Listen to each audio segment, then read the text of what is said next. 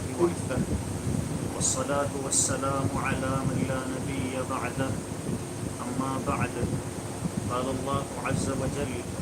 أعوذ بالله من الشيطان الرجيم بسم الله الرحمن الرحيم وسارعوا إلى مغفرة من ربكم وجنة عرضها السماوات والأرض أعدت للمتقين وقال تعالى وهو الغفور الودود سبحان ربك رب العزة عما يصفون وسلام على المرسلين والحمد لله رب العالمين اللهم صل على سيدنا محمد وعلى آل سيدنا محمد وبارك وسلم اللهم صل على سيدنا محمد وعلى آل سيدنا محمد وبارك وسلم اللهم صل على سيدنا محمد وعلى آل سيدنا محمد وبارك وسلم.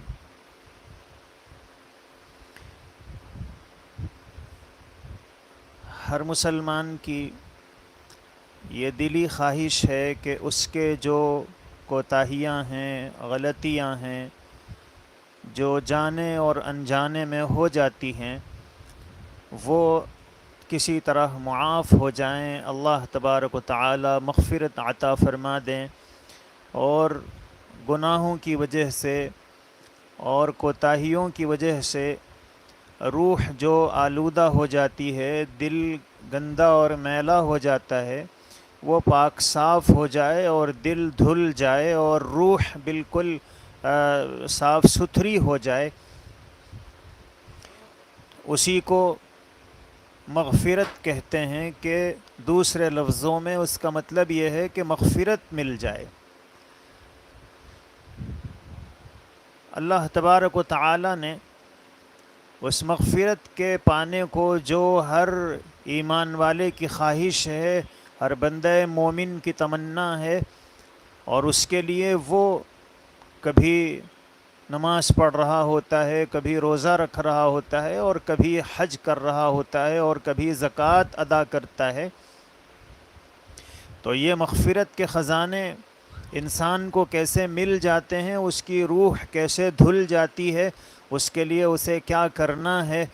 اللہ تبارک و تعالی نے اپنے بندوں کو اپنے مبارک کلام میں اس کی طرف توجہ دلائی کہ تمہیں کرنا کیا ہے.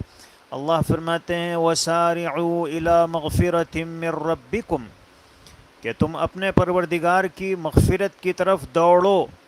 تمہیں مسارعت کا کام کرنا ہے، تمہیں دوڑنا ہے، تمہیں تگ و دو کرنا ہے، تمہیں کوشش کرنا ہے، تمہیں آگے بڑھنا ہے. تم تھوڑی سی کوشش کرو گے اور مغفرت کو پانے کے لیے دوڑو گے، تو پھر اللہ کی مغفرت تمہارے حصے میں آ جائے گی. اور وَجَنَّةٍ، اور اس جنت کی طرف دوڑو، عرضها السماوات والارض، جس کی چوڑائی آسمانوں اور زمین کے برابر ہے. اعدت للمتقین، اور یہ تیار کی گئی ہے تقوی والوں کے لیے، شرک سے بچنے والوں کے لیے، گناہوں سے بچنے والوں کے لیے. تو تمہیں اگر مغفرت پانا ہے اور اس جنت کو حاصل کرنا ہے، تو تمہیں ایک تو کچھ احتیاط بھی کرنی ہے، جس کو تقوی کہتے ہیں، کہ شرک سے بچ جاؤ، اللہ کی نافرمانیوں سے بچو. اور دوسرے مسارعت کرنا ہے کہ کچھ آگے بڑھو، کچھ شوق دکھاؤ اور کچھ اپنے آپ کو آگے بڑھاؤ. اور اللہ نے اپنا تعارف کراتے ہوئے فرمایا کہ وَهُوَ الْغَفُورُ الْوَدُودُ،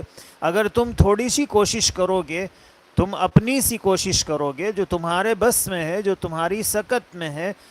تو پھر وہ تو بہت بخشنے والا اور بہت محبت کرنے والا ہے. ایک جگہ قرآن کریم میں اللہ فرماتے ہیں توبوا الی اللہ جمیعا ایھا المؤمنون، اے ایمان والو تم سب اللہ کی طرف رجوع کرو، توبہ کرو، اپنے گناہوں سے معافی مانگو، سچی پکی توبہ کرو. لعلکم تفلحون، کامیابی اسی کے ذریعے تمہارے حصے میں آئے گی. اللہ کے نبی صلی اللہ علیہ وسلم فرماتے ہیں کہ جو توبہ نہیں کرتا ہے، یعنی توبہ میں تاخیر کرتا ہے، اللہ اس اس کی مغفرت نہیں فرماتے ہیں، اس کی مغفرت نہیں ہوتی ہے۔ ہم میں سے ہر ایک سے کچھ نہ کچھ کوتاہیاں اور غلطیاں ہو جاتی ہیں، اور ملک الموت وہ اچانک سامنے آتے ہیں، مہلت نہیں ملتی ہے۔ صرف انبیاء کرام علیہم الصلاۃ والسلام کی یہ خصوصیت ہوتی ہے کہ ملک الموت آ کر پہلے اجازت طلب کرتے ہیں کہ اللہ نے آپ کی روح نکالنے کا مجھے حکم دیا ہے، آپ اگر اجازت دیں تو جس حال میں آپ کی روح نکالنے کے لیے آپ کہیں گے اسی حال میں نکالوں گا۔ تو انبیاء سے اجازت لیتے ہیں، لیکن انبیاء کے علاوہ کسی اور انسان سے ملک الموت اجازت نہیں لیتے ہیں، اچانک آ جاتے ہیں اور ذرہ برابر بھی مہلت نہیں دیتے ہیں۔ لیکن ظاہر ہے کہ وہ وقت کب آنے والا ہے وہ ہم میں سے کسی کو معلوم نہیں ہے۔ اس لیے اللہ کے پیغمبر علیہ الصلاۃ والسلام نے آدمی گناہوں سے پاک صاف رہے اور گناہ اس کے نام اعمال میں باقی نہ رہیں، اس کے لیے اللہ کے پیغمبر علیہ الصلاۃ والسلام نے امتیوں کو، اہل ایمان کو وہ مختلف طریقے بتلائے ہیں جن طریقوں کو اختیار کر کے انسان روزانہ اپنے گناہوں کی پاکی اور صفائی کا انتظام کر سکتا ہے، تاکہ اچانک آنے والی جو موت ہے اور اچانک آنے والے جو ملک الموت ہیں، آدمی اطمینان کے ساتھ ان کا استقبال کر سکے۔ جس طرح دنیا میں کوئی بادشاہ میلے کچیلے اور گندے کپڑے پسند نہیں کرتا ہے، اسی طرح شہنشاہ کائنات گناہوں سے میلی گندی روح کو پسند نہیں فرماتے ہیں۔ اور کپڑا پانی سے صاف ہوتا ہے اور روح کو آنسوؤں کے پانی اور توبہ سے صاف کرنے کی ضرورت پڑتی ہے۔ جس طرح کپڑا دھونے اور صاف ستھرا ہونے کے بعد پسند کیا جاتا ہے، اسی طرح دل بھی ندامت کے آنسوؤں سے جب دھل جاتا ہے تو اللہ تبارک و تعالی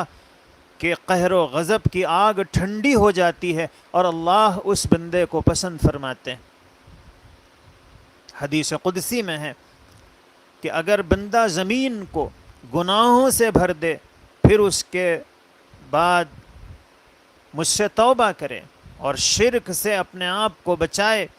تو اللہ فرماتے ہیں کہ میں اسے معاف کر دیتا ہوں ان تمام گناہوں کو جس سے زمین بھر گئی ہے، مجھے اس کی کوئی پرواہ نہیں ہوتی ہے کہ اس کے گناہ کتنے۔ اللہ فرماتے ہیں استغفروا ربکم انہ کان غفارا۔ استغفروا یہ فعل امر ہے، اور فعل امر جو بنتا ہے وہ مضارع سے بنتا ہے، اور مضارع میں حال اور استقبال دونوں کا مفہوم ہوا کرتا ہے۔ اس لیے عربی قواعد کے اعتبار سے چونکہ مضارع میں حال اور استقبال دونوں کا مفہوم ہوتا ہے اور اسی سے فعل امر بنتا ہے، تو ہم اس آیت کا ترجمہ کر رہے ہیں استغفروا ربکم،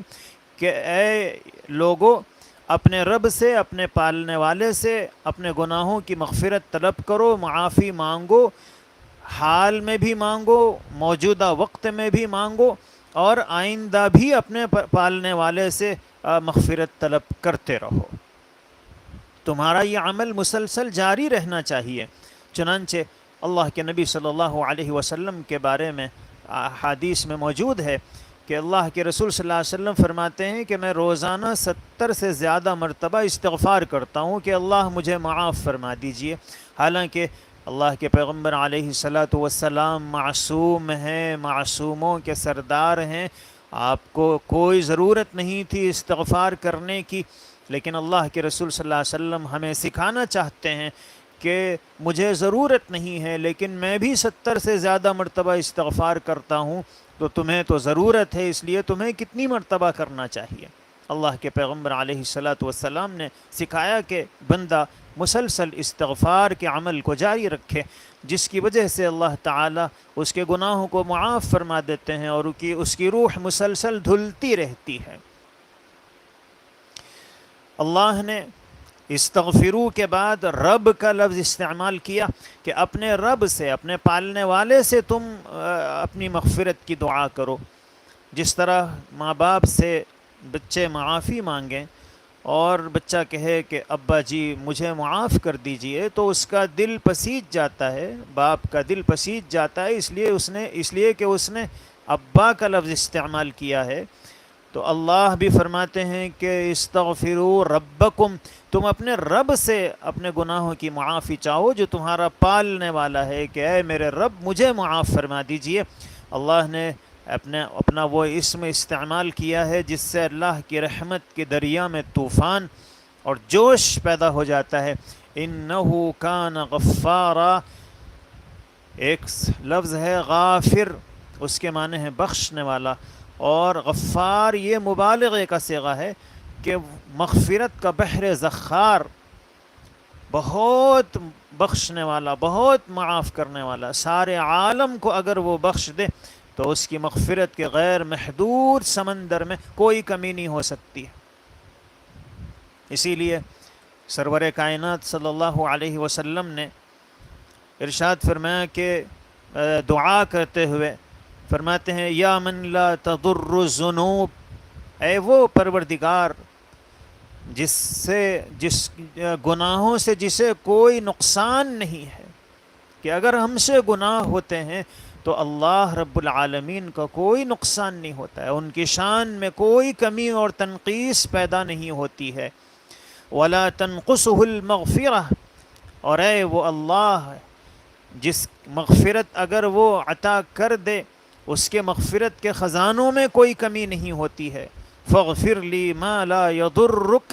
اللہ کے رسول صلی اللہ علیہ وسلم نے دعا فرمائی کہ اے اللہ آپ میری مغفرت فرما دیجئے جس سے آپ کا کوئی نقصان نہیں ہوتا ہے. وہب لی ما لا ینقصک، اور وہ چیز مجھے عطا کر دیجئے، یعنی مغفرت مجھے عطا فرما دیجئے جس کے دینے سے آپ کے خزانوں میں کوئی کمی آنے والی نہیں ہے. اسی لیے کئی مرتبہ ہم لوگوں کے ذہن میں یہ بات آتی ہے کہ جن اعمال کو احادیث مبارکہ میں بیان کیا گیا ہے کہ اس عمل کے کرنے سے بندے کی مغفرت ہو جاتی ہے اور اس عمل کے کرنے سے بندے کے گناہ معاف ہو جاتے ہیں، تو ہمیں تھوڑا سا شک اور شبہ ہو جاتا ہے کہ اتنے چھوٹے سے عمل سے بندے کی مغفرت کیسے ہو جاتی ہے. تو حقیقت یہ ہے کہ اللہ تبارک و تعالی اگر سارے بندوں کی مغفرت فرما دیں تو ان کے خزانوں میں کوئی کمی ہونے والی نہیں ہے، ان کی مغفرت کے خزانے کم ہونے والے نہیں ہیں. جس طرح سمندر سارے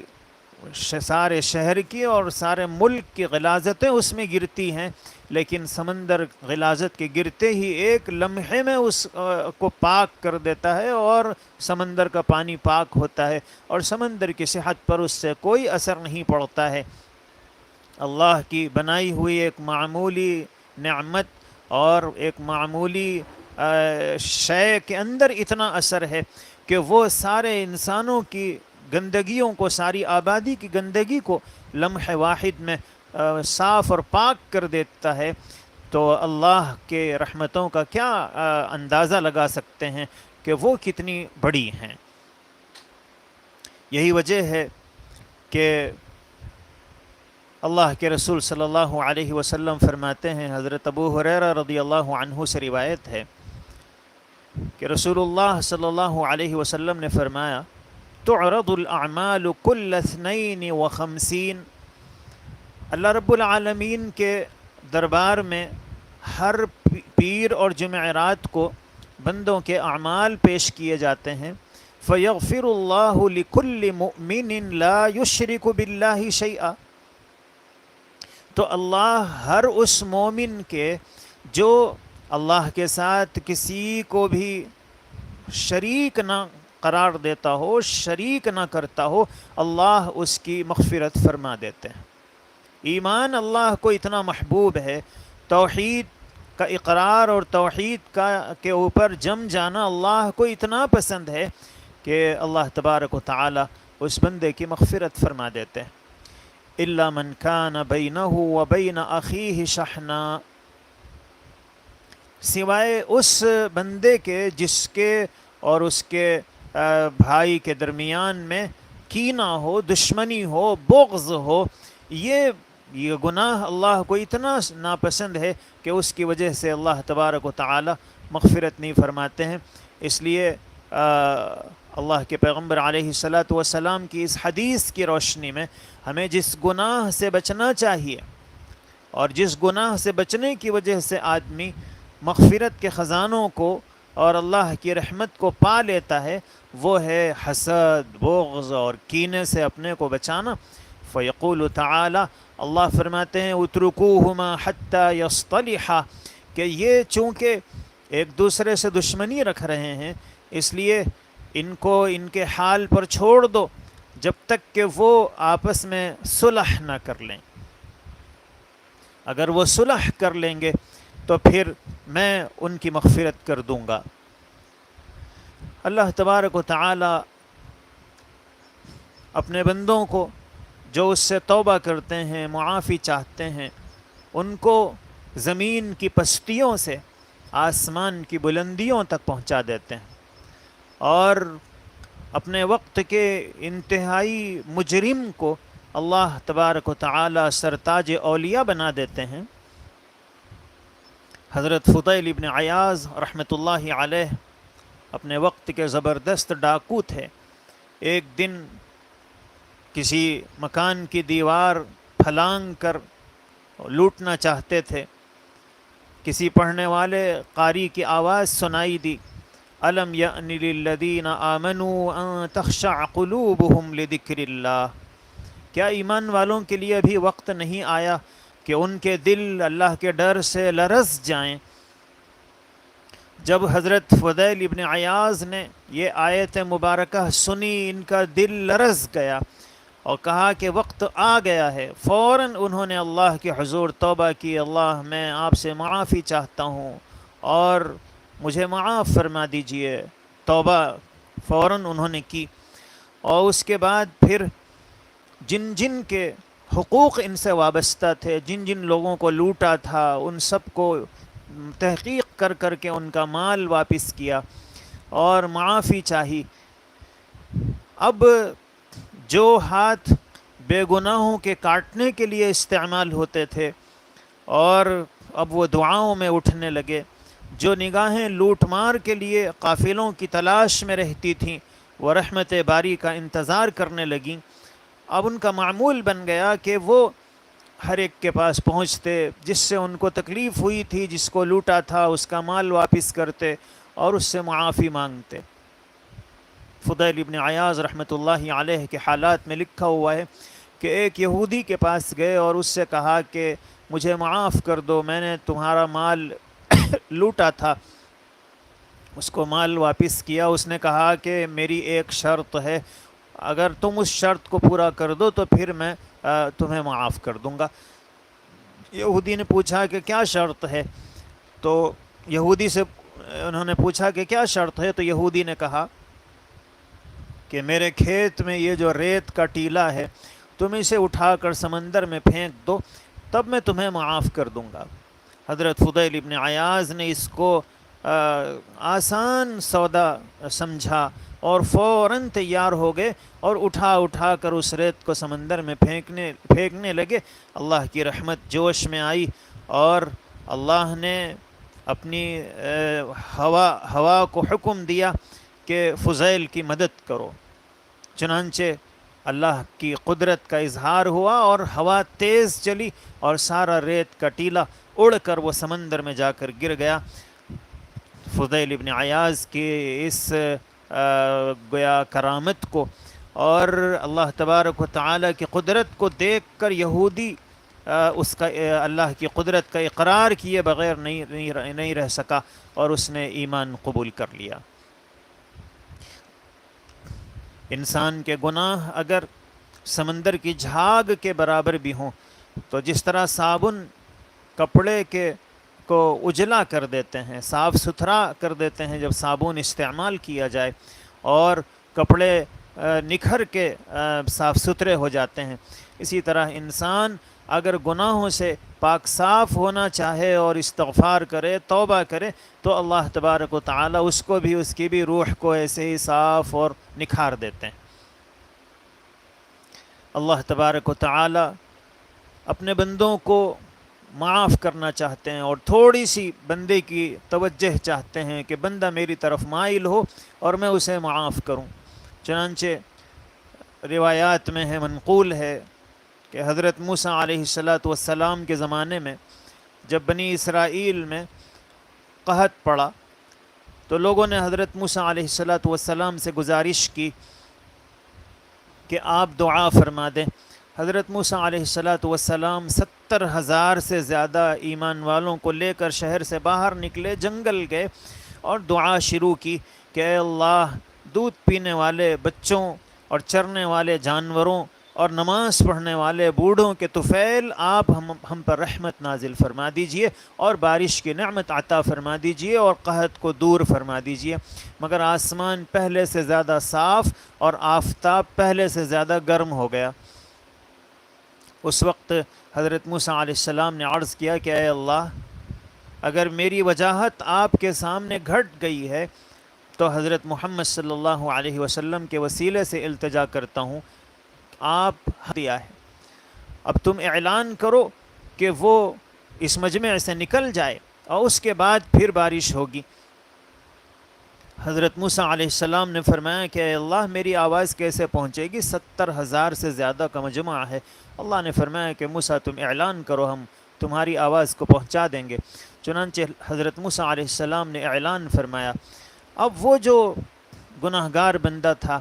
اس نے دائیں بائیں دیکھا کہ کوئی باہر نکلتا ہے، بہت دیر تک کوئی نہیں نکلا۔ یہ سمجھ گیا کہ یہ میری ہی طرف اشارہ ہے، تو اس نے نظروں کو جھکا کر دل میں اللہ سے معافی مانگی کہ اے اللہ، اب تک آپ نے میرے گناہوں پر ستاری کا پردہ ڈال دیا تھا، چھپا دیا تھا، اور اب اگر میں باہر نکلتا ہوں، ایک طرف لوگ مصیبت میں ہیں، اگر میرے نکلنے سے وہ مصیبت ختم ہوگی، آپ کی رحمت بندوں کی طرف کو حاصل ہوگی، اور لیکن اب تک میں چھپا ہوا تھا، آپ نے اپنے فضل سے، اپنے کرم سے مجھ پر میرے گناہ کو چھپا دیا تھا مخلوق سے، لیکن اب نکلتا ہوں تو لوگوں کے سامنے ظاہر ہو جاؤں گا، اور اگر نہیں نکلتا ہوں تو پھر یہ مصیبت سے ہم نہیں نکل پائیں گے۔ اللہ، میں معافی چاہتا ہوں، آپ معاف فرما دیجئے، مجھے ذلیل ہونے سے بچا لیجئے۔ اللہ نے ابھی حضرت موسیٰ علیہ السلام اعلان کر کے فارغ ہی ہوئے تھے، بس کچھ لمحے گزرے کہ بادل آیا اور پانی برسنا شروع ہو گیا۔ حضرت موسیٰ علیہ السلام نے دیکھا کہ مجمع میں سے ایک آدمی بھی باہر نہیں نکلا، پھر بارش کیسے ہوئی؟ اللہ سے عرض کیا، اللہ نے فرمایا کہ موسیٰ، جس سے میرا جھگڑا چل رہا تھا، جو مجھ سے مقابلہ کر رہا تھا اپنے گناہوں کے ذریعے، اس نے مجھ سے صلح کر لی ہے، اور جس کی وجہ سے میں نے بارش روکی تھی، اسی کے سبب سے میں نے بارش نازل کر دی۔ اللہ نے حضرت موسیٰ علیہ السلام نے عرض کیا کہ اے اللہ، وہ کون بندہ ہے، اس کا نام تو مجھے بتا دیجئے جس کی وجہ سے بارش ہوئی ہے۔ تو اللہ نے فرمایا کہ موسیٰ، جب ہماری لڑائی اس سے چل رہی تھی، جب وہ ہم سے دشمنی کر رہا تھا، اس وقت ہم نے اس کا نام آپ کو نہیں بتایا، اور اب تو وہ ہم سے صلح کر چکا ہے، اب تو ہم سے وہ دوستی کر چکا ہے، ہم اس کا نام اب کیسے بتائیں اور کیسے اس کو ذلیل کریں؟ تو اللہ کی رحمت تو اتنی وسیع ہے کہ جب بندہ 40 سال تک مسلسل گناہ کرے، تب بھی اللہ رب العزت اگر وہ معافی مانگے تو ایک لمحے میں اسے معاف فرما دیتے ہیں، اور پھر اس کے اوپر ستاری کا ایسا پردہ ڈال دیتے ہیں کہ مخلوق سے بھی اس کو، مخلوق کے سامنے بھی اسے بے عزت ہونے سے بچا لیتے ہیں۔ اللہ کے نبی صلی اللہ علیہ وسلم نے ہمیں بتایا کہ دیکھو اللہ کی مغفرت کو تم کیسے پا سکتے ہو۔ حضرت عبداللہ بن عباس رضی اللہ عنہما سے روایت ہے، ان رسول اللہ صلی اللہ علیہ وسلم قال، کہ رسول اللہ صلی اللہ علیہ وسلم نے فرمایا، ثلاث من لم یکن فیہ واحدۃ منہن، کہ 3 باتیں ایسی ہیں کہ اگر ان میں سے ایک بھی کسی میں نہ ہو، فإن اللہ یغفر ما سوى ذلک لمن یشاء، تو اللہ اس کے علاوہ جن گناہوں میں بھی وہ مبتلا ہو اور جن معصیتوں کا بھی وہ مرتکب ہو اللہ اس کو معاف فرما دیتے ہیں۔ اللہ کے رسول صلی اللہ علیہ وسلم فرماتے ہیں من مات لا یشرک باللہ شیئا ولم یکن ساحرا یتبع السحرۃ ولم یحقد علی اخیہ، ایک تو اس حال میں اس کی موت آئے کہ وہ اللہ کے ساتھ کسی کو شریک نہ قرار دیتا ہو، اور دوسرے وہ جادوگر نہ ہو جو جادوگروں کے پیچھے پھرتا رہے، اور تیسرے اپنے بھائی سے وہ کینہ نہ رکھتا ہو، تو پھر اللہ تبارک و تعالی اس کی مغفرت فرما دیتے ہیں۔ تو گویا یہ ہیں وہ سنگین گناہ جن سے ہمیں بچنا چاہیے، اور جن سے بچنے کی وجہ سے آدمی اللہ کی مغفرت کو پا لیتا ہے، اللہ کی مغفرت اسے حاصل ہو جاتی ہے۔ ایسے ہی وہ نیک عمل جس کی وجہ سے اللہ تبارک و تعالی اپنے بندوں کے گناہ کو معاف فرما دیتے ہیں، وہ دینی مجلسوں میں شرکت ہے، اہل اللہ کے پاس بیٹھنا ہے، اور ذکر کی محفلوں میں شریک ہونا ہے۔ حضرت ابو ہریرہ رضی اللہ عنہ سے روایت ہے، فرماتے ہیں کہ رسول اللہ صلی اللہ علیہ وسلم نے فرمایا ان للہ ملائکہ، اللہ کے کچھ فرشتے ہیں، یطوفون فی الطرق، جو راستوں پر چلتے رہتے ہیں، یلتمسون اہل ذکر، اور وہ تلاش کرتے ہیں ذکر کرنے والوں کو کہ کہاں لوگ اللہ کا ذکر کر رہے ہیں۔ فَإِذَا وَجَدُوا، جب وہ ذکر کرنے والوں کو پاتے ہیں کہ فلاں جگہ لوگ اللہ کے ذکر میں مصروف ہیں، قوما یذکرون اللہ، اللہ کے ذکر میں مصروف ہیں، اللہ کو یاد کر رہے ہیں، تنادوا، تو وہ ایک دوسرے کو آواز دیتے ہیں کہ ہلموا الی حاجتکم، کہ بھی تم جس چیز کی تلاش میں ہو وہ لوگ تو یہاں بیٹھے ہوئے ہیں۔ فیحفونہم، اب وہ ان کو گھیر لیتے ہیں باجنحتہم الی السماء الدنیا، اور فرشتوں کی تعداد اتنی زیادہ ہوتی ہے کہ وہ اس محفل سے، اس مجلس سے لے کر آسمان دنیا تک اپنے پروں سے ان کو گھیر لیتے ہیں۔ قال، اللہ کے پیغمبر علیہ السلام فرماتے ہیں فَيَسْأَلُهُمْ رَبُّهُمْ عَزَّ وَجَلَّ وَهُوَ أَعْلَمُ بِهِمْ، اللہ رب العزت جب وہ فرشتے اللہ کے دربار میں پہنچتے ہیں اس مجلس سے فارغ ہونے کے بعد، حالانکہ اللہ ان میں سب سے زیادہ جاننے والے ہیں، پھر بھی اللہ ان فرشتوں سے پوچھتے ہیں ما یقول عبادی، میرے بندے کیا کہہ رہے تھے؟ قال یقولون، اللہ کے رسول صلی اللہ علیہ وسلم فرماتے ہیں کہ فرشتے کہتے ہیں کہ اے اللہ، وہ یسبحونک ویکبرونک ویحمدونک ویمجدونک، وہ آپ کی پاکی بیان کر رہے تھے، آپ کی بڑائی بیان کر رہے تھے، آپ کی تعریف کر رہے تھے، آپ کی بزرگی بیان کر رہے تھے۔ فیقول هل رأونی، اللہ پوچھتے ہیں کیا انہوں نے مجھے دیکھا ہے؟ تو قال فیقولون لا، فرشتے کہتے ہیں کہ اللہ انہوں نے نہیں دیکھا ہے، لا واللہ ما رأوک۔ قال فیقول کیف لو رأونی، اگر وہ مجھے دیکھ لیتے تو پھر ان کا کیا حال ہوتا؟ تو فرشتے کہتے ہیں لو رأوک کانوا اشد لک عبادتا واشد لک تمجیدا واکثر لک تسبیحا، اے اللہ اگر وہ آپ کو دیکھ لیتے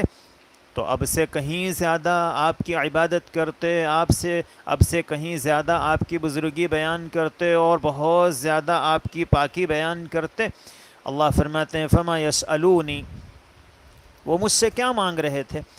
فرشتے کہتے ہیں یسألونک الجنہ، ہے اللہ وہ آپ سے جنت مانگ رہے تھے۔ قال یقول وهل رأوها، اللہ پوچھتے ہیں کیا انہوں نے جنت دیکھی ہے؟ تو فرشتے کہتے ہیں کہ لا واللہ یا ربی ما رأوها، انہوں نے نہیں دیکھا ہے۔ تو اللہ فرماتے ہیں فکیف لو رأوها، اگر وہ دیکھ لیتے تو فرشتے کہتے ہیں لو انہم رأوها كانوا اشد علیها حرصا واشد لها طلبا واعظم فیها رغبتا، کہ اگر وہ دیکھ لیتے تو پھر اس سے زیادہ اس کی حرص کرتے، اور اس سے زیادہ اس کی طلب میں کوشش کرتے، اس کی طرف اس سے زیادہ رغبت کرتے۔ اللہ فرماتے ہیں فَمِمَّ يَتَعَوَّذُونَ، وہ کس چیز سے پناہ مانگ رہے تھے؟ فرشتے کہتے ہیں من النار، اللہ وہ دوزخ سے بچنا چاہتے تھے۔ اللہ فرماتے ہیں کیا انہوں نے دیکھا ہے؟ تو فرشتے کہتے ہیں کہ اے رب انہوں نے نہیں دیکھا ہے۔ اللہ فرماتے اگر وہ دیکھ لیتے، تو فرشتے کہتے ہیں اگر وہ دیکھ لیتے تو اب جتنا اس سے بچنے کی کوشش کر رہے ہیں، اس سے بھاگنے کی کوشش کر رہے ہیں، اس سے ڈر رہے ہیں، اس سے زیادہ ڈرتے، اس سے زیادہ بچنے اور بھاگنے کی کوشش کرتے، اللہ فرماتے ہیں اشہدکم انی قد غفرت لہم، فرشتوں گواہ رہو، میں نے ان کی مغفرت کر دی ہے، میں نے ان کے گناہ معاف کر دیے۔ اب غور کیجئے کہ انہوں نے کون سا بڑا کارنامہ انجام دیا ہے۔ یہ بس اللہ کی یاد والی مجلس میں بیٹھ کے اللہ کے ذکر میں، اللہ کی یاد میں مصروف تھے۔ اللہ کو یاد کرنا، اس دنیا میں، کائنات میں، زمین کے کسی خطے میں اللہ کو، اپنے بندوں کا ایک جگہ جمع ہو کر اللہ کی یاد میں اپنا وقت گزارنا اتنا محبوب ہے کہ اللہ اس کی وجہ سے اپنے بندوں کے گناہوں کو معاف فرما دیتے ہیں۔ قال، فرشتے کہتے ہیں، قال یقول ملک من الملائکۃ فیہم، ان فرشتوں میں سے ایک فرشتہ کہتا ہے، فلان لیس منہم انما جاء لحاجۃ، اے اللہ فلاں آدمی وہ ان لوگوں میں سے نہیں تھا، وہ پہلے سے وہاں بیٹھا ہوا نہیں تھا، اور اس کا مقصد بھی اس ذکر کی مجلس میں، اس اللہ کی یاد کی محفل میں آنا نہیں تھا، وہ تو اپنی کسی ضرورت سے جا رہا تھا، اور پھر اس نے دیکھا کہ لوگ اللہ کی یاد میں بیٹھے ہوئے ہیں، اللہ کا ذکر کر رہے ہیں، تو وہ بھی بیٹھ گیا۔ تو اللہ فرماتے ہیں ہم الجلساء لا یشقی جلیسہم، یہ وہ لوگ ہیں کہ ان کے ساتھ بیٹھنے والے بھی محروم نہیں ہوتے ہیں۔ ایسے ہی ایک اور عمل جس کی وجہ سے بندہ مغفرت کے خزانوں کو پا لیتا ہے اور اللہ کی مغفرت اسے حاصل ہو جاتی ہے، وہ ہے اپنے اندر علم کو، علم الہی کو پیدا کرنا اور عالم باعمل بن جانا۔ کہ اگر بندہ اللہ کے بھیجی ہوئی تعلیم کو، علم الہی کو حاصل کرے اور اس کے مطابق اپنی زندگی کو بنا لے، تو پھر یقول اللہ تعالی یوم القیامہ، کنز العمال میں ہے کہ قیامت کے دن اللہ تبارک و تعالی فرمائیں گے یا معشر العلماء، اے علماء کی جماعت، انی لم اضع علمی فیکم الا لمعرفتی بکم، کہ میں نے تمہارے سینوں میں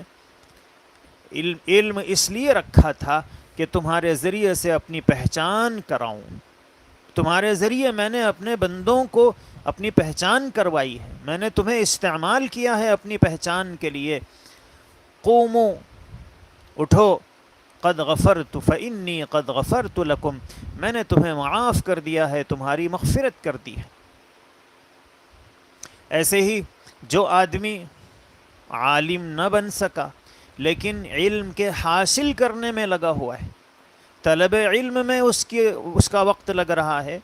تو یہ جو علم کی طلب میں، علم کی جستجو میں، علم کو حاصل کرنے کے لیے بندہ کوشش کرتا ہے، یہ عمل بھی اللہ کو اتنا پسند ہے کہ یہ عمل ذریعہ بن جاتا ہے گناہوں کے کفارے کا، گناہوں کی معافی کا۔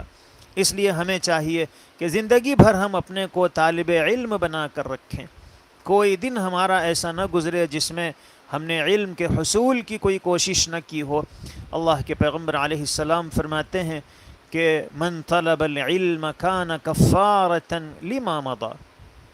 کان کفارۃ لما مضی، کہ جو علم حاصل کرتا ہے، علم کی طلب میں لگ گیا، تو وہ یہ چیز اس کے گزشتہ گناہوں کا کفارہ بن جاتی ہے اور اللہ تعالیٰ اس کے گناہوں کو معاف فرما دیتے ہیں۔ ایک اور عمل جو بڑا آسان ہے اور جس کا کرنا بھی ہمارے لیے بہت دشوار نہیں ہے، اللہ کے نبی صلی اللہ علیہ وسلم فرماتے ہیں کہ من استفتح اول نہارہ بخیر وختمہ بالخیر، کہ جو آدمی دن کا آغاز بھی کسی بھلے کام سے کرے، کہ جب صبح ہوئی تو کوئی اچھا کام کر لے، اور وختمہ بالخیر، اور دن کی انتہا بھی اچھے کام پر کر لے۔ قال اللہ تعالی لملائکتہ، تو اللہ فرشتوں سے کہتے ہیں لا تکتبوا علیہ ما بین ذلک من الذنوب، کہ اس کے درمیان کے جو گناہ ہیں اے فرشتوں تم اس کو نامہ اعمال میں مت لکھو۔ تو اب ظاہر ہے کہ یہ جب ہم صبح کرتے ہیں تو اللہ نے صبح صبح ہمیں فجر کی نماز کی نعمت عطا فرمائی ہے کہ فجر کی نماز پڑھ لیں تو ہمارے دن کی شروعات نیک کام اور بھلے کام سے ہو گئی، اور سونے سے پہلے اگر عشاء کی نماز پڑھ کر سو جائیں تو پھر ظاہر ہے کہ بھلے کام سے ہمارے دن کا اختتام بھی ہوا۔ تو اللہ تبارک و تعالی فرشتوں سے کہتے ہیں کہ میرے بندے کے درمیان کے جو گناہ ہیں وہ مت لکھو۔ اللہ کے پیغمبر علیہ الصلاۃ والسلام سے حضرت انس رضی اللہ عنہ روایت کرتے ہیں کہ رسول اللہ صلی اللہ علیہ وسلم نے فرمایا من علم ابنہ القرآن، جس نے اپنے بیٹے کو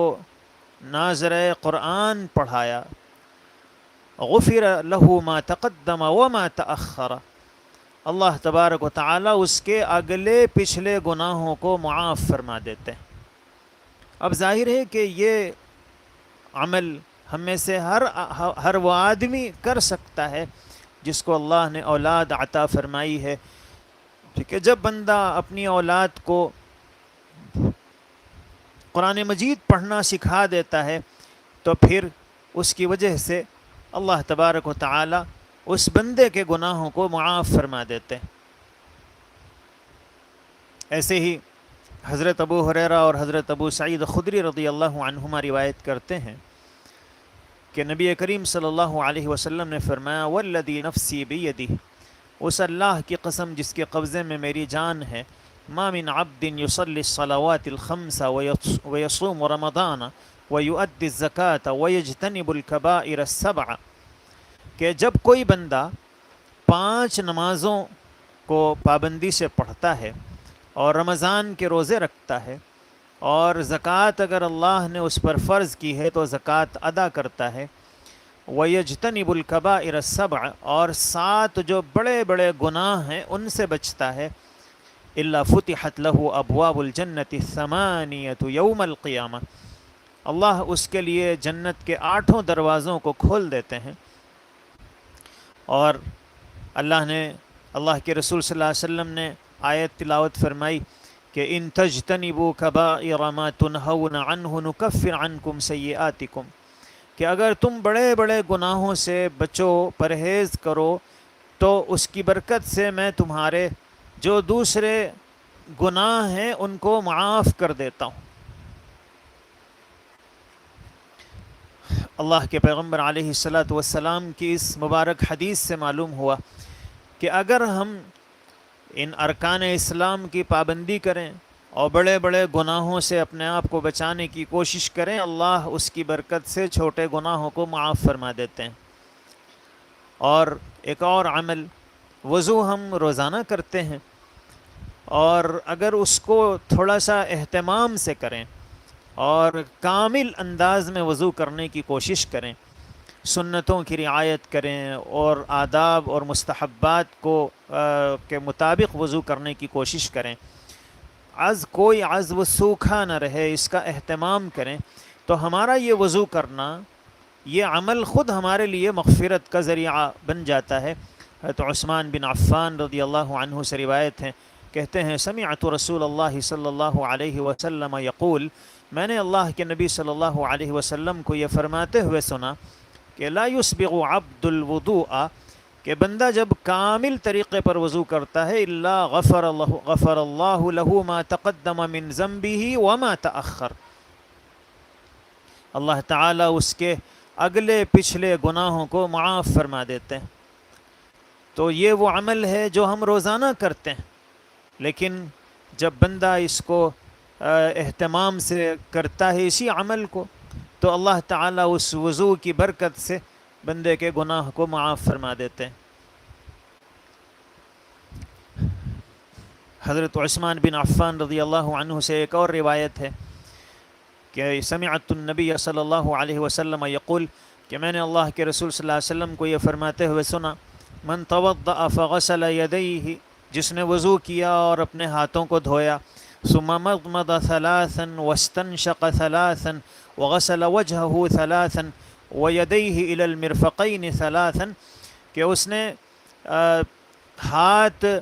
دھوئے اور 3 مرتبہ کلی کی، 3 مرتبہ ناک میں پانی پہنچایا اور اپنے چہرے کو 3 مرتبہ دھویا، اپنے ہاتھوں کو کوہنیوں سمیت 3 مرتبہ دھویا اور اپنے سر کا مسح کیا، پھر اپنے پیروں کو اس نے دھویا. ثم لم يتکلم حتی یقول، اور پھر اس نے بات نہیں کی. وضو کے فوراً بعد اس نے دعا پڑھی، اشہد ان لا الہ الا اللہ وحدہ لا شریک لہ واشہد ان محمدا عبدہ ورسولہ. اگر کلمہ شہادت کو بندہ وضو کے بعد پڑھ لے، غفر لہ ما بین الوضوءین، تو اب جو اس نے وضو کیا ہے اور اس سے پہلے جو اس نے وضو کیا تھا، اللہ تبارک و تعالی اس دعا کے پڑھنے اور کلمہ شہادت کی برکت سے اس کے 2 وضوؤں کے درمیان جو گناہ ہیں ان کو معاف فرما دیتے ہیں.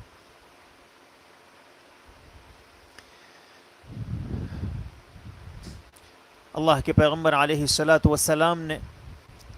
ایک اور عمل بتایا کہ یہ عمل کرنے سے بندہ مغفرت کو پا لیتا ہے. عمل بہت چھوٹا سا ہے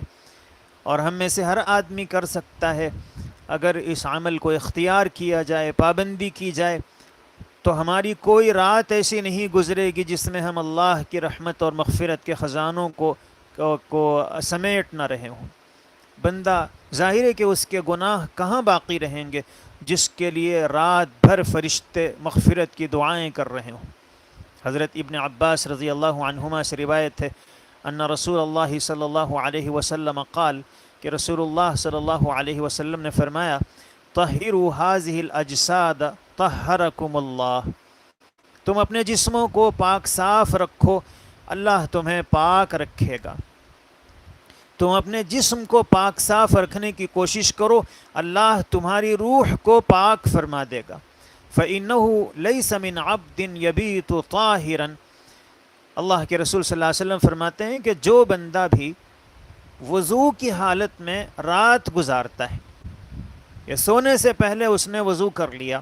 إِلَّا بَاتَ مَعَهُ فِي شِعَارِهِ مَلَكٌ، مگر شعار کہتے ہیں اس کپڑے کو جو انسان کے جسم سے چپکا ہوا ہوتا ہے، جس کو بنیان کہتے ہیں. اللہ کے رسول صلی اللہ علیہ وسلم فرماتے ہیں کہ بات معہ فی شعارہ، اس کے اندرونی کپڑے میں یعنی بنیان میں اتنا ایسا بھی نہیں ہوتا ہے کہ فرشتہ کہیں دور بیٹھا ہوا ہو. اللہ کے رسول صلی اللہ علیہ وسلم فرماتے ہیں کہ فرشتہ اتنے قریب اس کے رہتا ہے جیسے بنیان اس کے جسم سے بالکل جڑی ہوئی ہے، لگی ہوئی ہے. اتنا قریب وہ فرشتہ اس کے پاس اپنا وقت گزارتا ہے، رات گزارتا ہے. اور یہ جو بندہ ہے وہ رات میں کسی بھی گھڑی میں جب کروٹ لیتا ہے، الا قال، مگر فرشتہ کہتا ہے اللہم اغفر لعبدک فإنہ بات طاہرا، اللہ آپ اپنے اس بندے کی مغفرت فرما دیجئے، اس کے گناہ کو معاف فرما دیجئے، اس لیے کہ یہ وضو کر کے سویا ہے، باوضو سویا ہے. تو یہ عمل اتنا اللہ کو پسند ہے کہ جب ہم وضو کر کے سوتے ہیں تو اللہ تعالیٰ فرشتے کو متعین کر دیتے ہیں، جب بھی ہم کروٹ لیتے ہیں وہ ہماری مغفرت کی دعا کرتا ہے. اور ظاہر ہے کہ فرشتہ جو آیا ہے ہمارے پاس،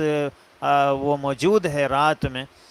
اپنی مرضی سے تو نہیں آیا ہے. لا یعصون ما امر اللہ ویفعلون ما یؤمرون، فرشتے تو وہی کام کرتے ہیں جس کا اللہ نے ان کو حکم دیا ہے. اب فرشتہ ہمارے پاس آیا، اس کا مطلب یہ ہے کہ اللہ نے اسے بھیجا ہے، اور فرشتے اپنی مرضی سے کچھ نہیں کرتے ہیں. تو وہ جب بھی ہم کروٹ لے رہے ہیں تو ہمارے لیے دعا کر رہا ہے، تو اس کا مطلب یہ ہوا کہ اللہ نے اس کو کہا ہے کہ تم دعا کرو. اور جب اللہ نے اس کو دعا میں لگایا کہ تم میرے بندے کی مغفرت کے لیے دعا کرو، تو کیا اللہ مغفرت نہیں کریں گے؟ اللہ نے تو خود ہی اس کو اس کا پابند بنایا ہے. اس سے معلوم ہوا کہ اگر ہم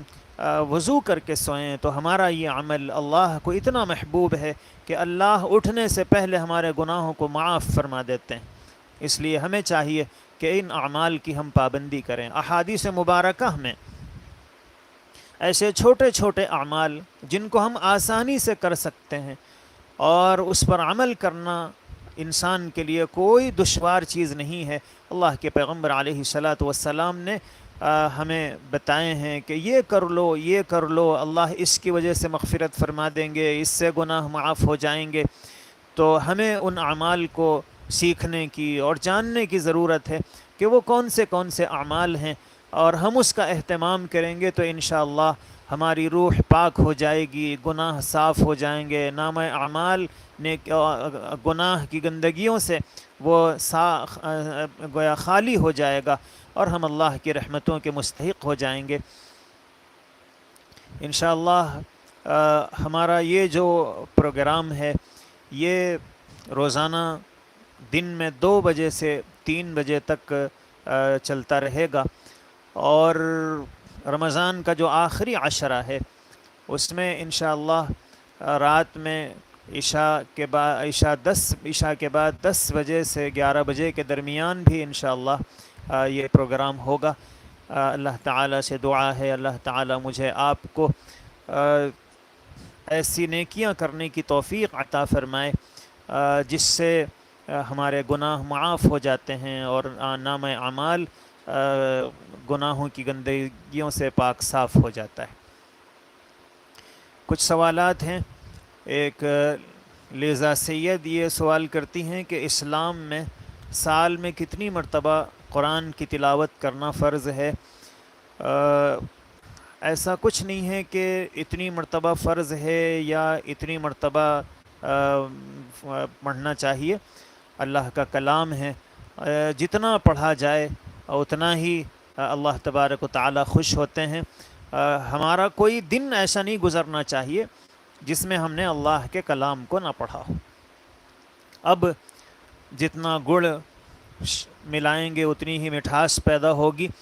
تو جتنا ہم اللہ کے کلام کو پڑھیں گے اتنی ہی ہماری زندگی کے اندر نورانیت آئے گی، نام اعمال نیکیوں سے پر ہوگا۔ تو اس لیے کوشش کرنی چاہیے کہ ہر سال کم از کم ایک قرآن ہم مکمل کر لیں،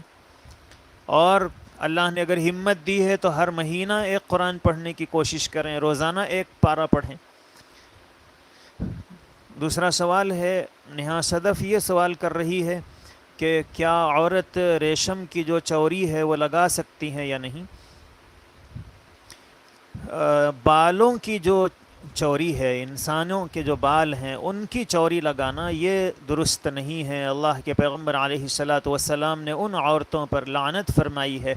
جو بالوں کی چوری استعمال کرتی ہیں۔ باقی بالوں کے علاوہ جو آرٹیفیشل ریشم کی اور اسی طرح کے اور دوسری چیزوں کی چوری ہوتی ہے اس کو استعمال کر سکتے ہیں، اسلام میں اس کی اجازت ہے۔ ایک اور سوال وہ کر رہی ہیں کہ جھینگا کھانا اس کا کیا حکم ہے؟ تو علماء اسلام میں خاص طور پر فقہائے احناف میں 2 رائیں اس سلسلے میں پائی جاتی ہیں۔ کچھ علماء کہتے ہیں کہ اس کا کھانا مکروہ تحریمی ہے، لیکن ہمارے اس وقت عالم اسلام کے ایک بہت بڑے فقیہ حضرت مولانا تقی عثمانی صاحب دامت برکاتہم، ان کی رائے یہ ہے کہ جھینگا یہ مکروہ نہیں ہے، اس کا کھانا درست ہے، اس لیے کہ جن لوگوں نے اس کو مکروہ قرار دیا ہے انہوں نے اس کی وجہ یہ بیان کی ہے کہ ماہرین سمکیات نے جھینگے کی جو تعریف کی ہے کہ مچھلی کی جو تعریف کی ہے کہ مچھلی کس کو کہتے ہیں، وہ تعریف جھینگے پہ فٹ نہیں ہوتی ہے۔ اس لیے علماء نے ماہرین سمکیات کی رائے کو سامنے رکھ کر یہ کہا تھا کہ یہ مکروہ ہے، اس لیے کہ اس پر مچھلی کی تعریف فٹ نہیں ہوتی ہے۔ لیکن حضرت مولانا تقی عثمانی صاحب فرماتے ہیں کہ قرآن کریم میں اللہ نے مچھلی کو حلال قرار دیا ہے، اور قرآن جو بات کرتا ہے، خطاب کرتا ہے، وہ ماہرین سمکیات کی زبان میں بات نہیں کرتا ہے، وہ عوام کی زبان میں بات کرتا ہے کہ عوام جس چیز کو، جو چیز عوام سمجھتی ہے آسمان سے بارش ہوتی ہے، تو اللہ نے فرمایا وَأَنزَلَ مِنَ السَّمَاءِ مَاءً، اللہ نے آسمان سے پانی برسایا، حالانکہ پانی آسمان سے نہیں برستا ہے، بادلوں سے برستا ہے۔ تو قرآن خطاب چونکہ قرآن کا وہ صرف اہل علم سے نہیں ہے، وہ علم والوں سے بھی ہے، بے علم لوگوں سے بھی ہے، اور ماہرین سمکیات سے بھی ہے، اور غیر ماہرین سے بھی ہے۔ اس لیے جس کو لوگ مچھلی سمجھتے تھے قرآن نے کہا کہ وہ حلال ہے، اور عرب اس کو مچھلی ہی سمجھتے تھے، اس لیے حضرت مولانا تقی عثمانی صاحب کی رائے یہ ہے کہ اس کا کھانا درست ہے۔ تیسرا سوال ہے کہ اولاد کے لیے کوئی وظیفہ، تو ظاہر ہے کہ سب سے بڑا جو وظیفہ ہے وہ اللہ سے دعا کرنا ہے، کہ ہم اللہ سے دعا کریں کہ اللہ ہمیں نیک اولاد عطا فرمائے۔ اور اس کے علاوہ اگر روزانہ آپ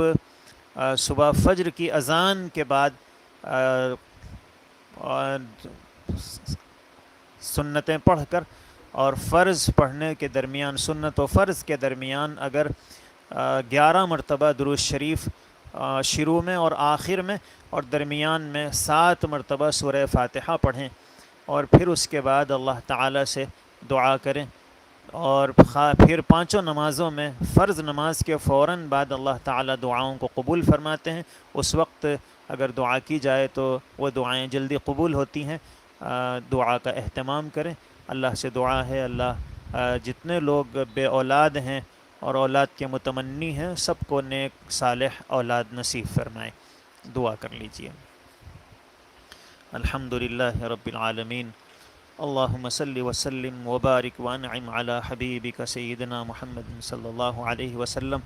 اے اللہ ہم سب کے گناہوں کو معاف فرما، اے اللہ خطاؤں سے درگزر فرما۔ اے اللہ رمضان کا بیشتر حصہ گزر گیا، اے اللہ جب رمضان آ رہا تھا تو ہم نے سوچا تھا کہ رمضان آئے گا تو کچھ اچھے کام کریں گے، کچھ نیکیاں کریں گے، اپنے اعمال کی رفتار کو بڑھائیں گے، لیکن اے اللہ رمضان آیا اور اس کا بیشتر حصہ گزر گیا،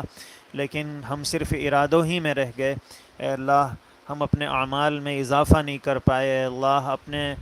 نیکیوں کو ہم اس کو تیز رفتاری کے ساتھ بڑھا نہیں سکے۔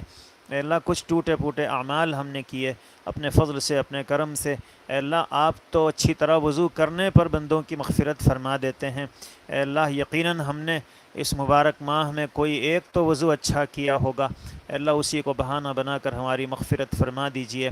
اے اللہ ہمیں ایسے اعمال کی توفیق عطا فرمائیے جس سے گناہ معاف ہو جاتے ہیں اور روح پاک ہو جاتی ہے، بندہ آپ کے قرب کو حاصل کرنے میں کامیاب ہو جاتا ہے۔ اے اللہ ایسی کچھ نیکیوں کی توفیق ہمیں اس مبارک ماہ میں اور ہر مہینے میں عطا فرمائیے۔ اے اللہ ہم میں سے جو بڑے ہیں ان کی عمروں میں برکت نصیب فرما، جو بیمار ہیں ان کو صحت عطا فرما، جو پریشان ہیں ان کی پریشانیوں کو دور فرما۔ اے اللہ ہم سب کو اپنے محبوب مقبول بندوں میں شامل فرما۔ اے اللہ ہمارے مرحومین کی مغفرت فرما، اور اے اللہ جو رمضان کے بچے کچھ دن ہیں ان کی قدر کرنے، ان کے احترام کے ساتھ، اے اللہ ان میں اچھے اعمال کے انجام دہی کے ساتھ اس مبارک رمضان کی تکمیل کی ہمیں توفیق نصیب فرما۔ سبحان ربک رب العزت عما یصفون وسلام علی المرسلین والحمد للہ۔